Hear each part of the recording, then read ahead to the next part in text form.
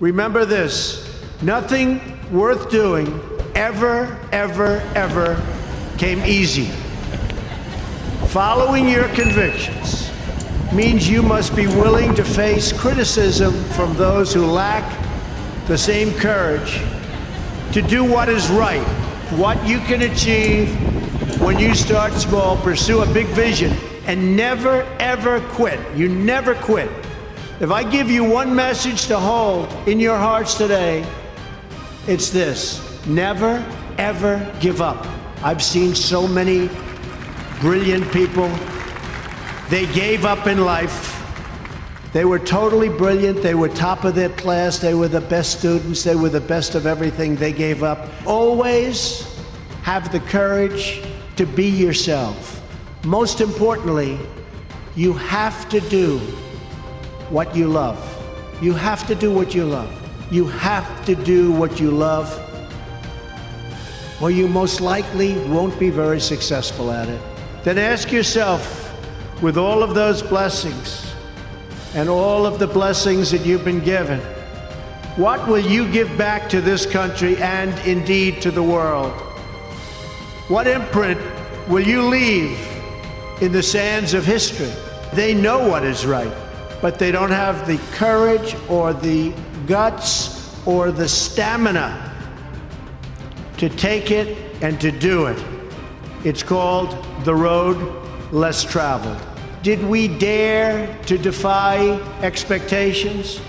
Did we challenge accepted wisdom and take on established systems? Did we just go along with convention, swim downstream so easily with the current, and just give in because it was the easy way, it was the traditional way, or it was the accepted way?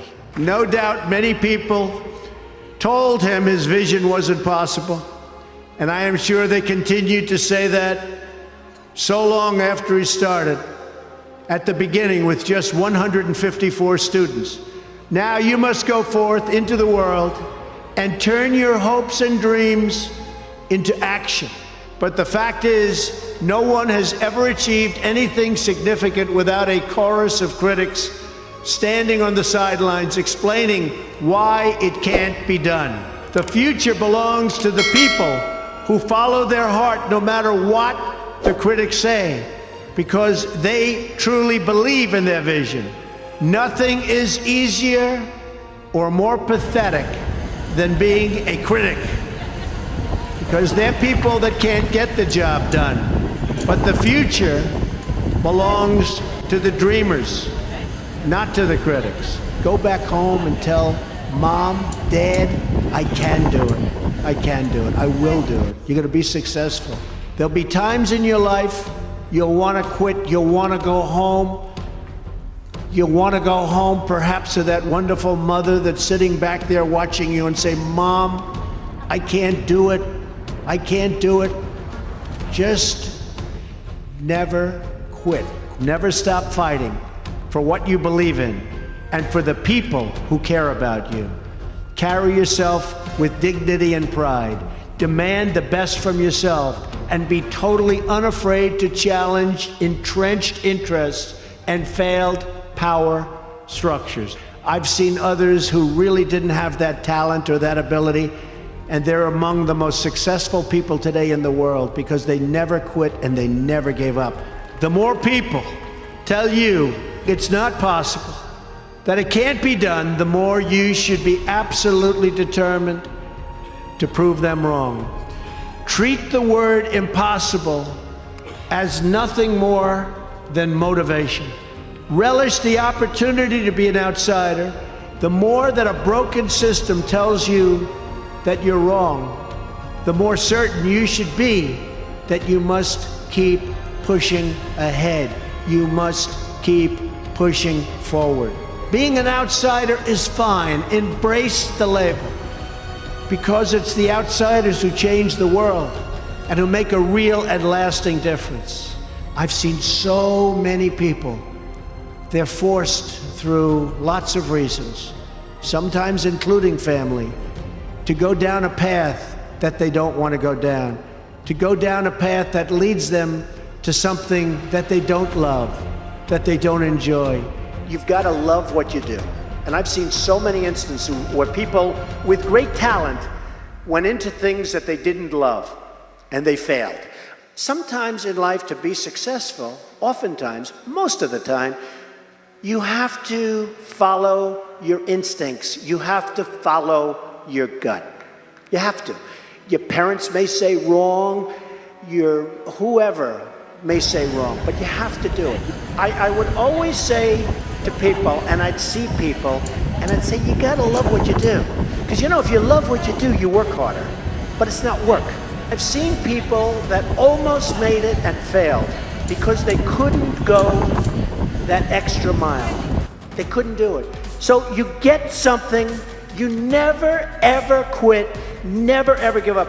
You've gotta love what you do. You've gotta work hard. Never ever quit. Never ever give up, because that's the other thing.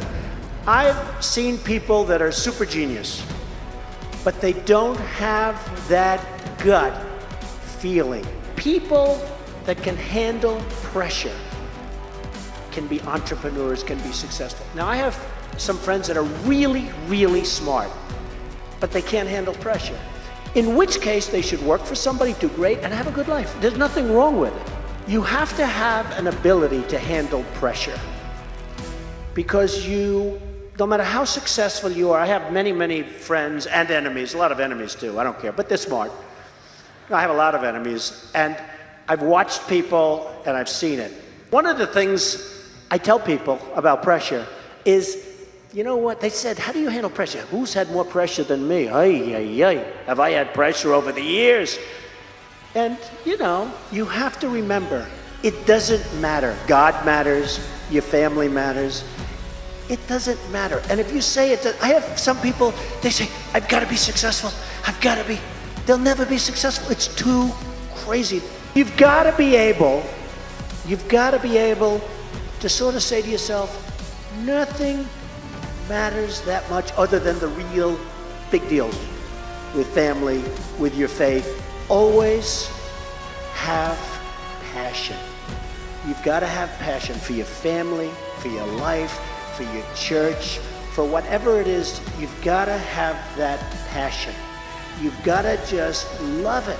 To be a winner, and you're all winners, you've got to think like a winner, and you are just thinking like a lot of beautiful winners. I do believe that people are lucky, and some people are luckier than others. I do believe that. But there's also an expression, the harder you work, the luckier you get. And I can tell you 10 instances where I didn't quit. You have to work hard, because it is true, you can develop luck through hard work. The word luck is very interesting, but if I didn't work really hard, I probably would not, almost definitely would not be here today. And unless you had me up as a man who at one point was successful, but let's see what a loser looks like. Study something that can help you after you get out of college. I mean, I see so many students studying things, I don't want to say anything about which, because I could give you 10 different names, things that will never, ever let them lead a life where they can support a family, where they can support their children and their education and health care. If you want to be a scientist, if that's your thing, you have to study that. So always study something, but when you study it, don't do it just because it's of interest. Do it because, remember, you'll be graduating in 2 years or 4 years or whatever it may be, and you want to use that as a base for a great life for you. I would always say, if you want to be a teacher, you study certain courses where you want to teach those particular courses. If you want to be a business person, you should absolutely go to business school, and whether it's marketing or accounting or any of it, you want to be proud of yourself, and your family wants to be proud of you. So don't waste that college time. To my way of thinking, Jerry, college time is so precious, such an important time, probably in a way the most important time of your lives. Don't waste that period of time on studying things that just won't help you.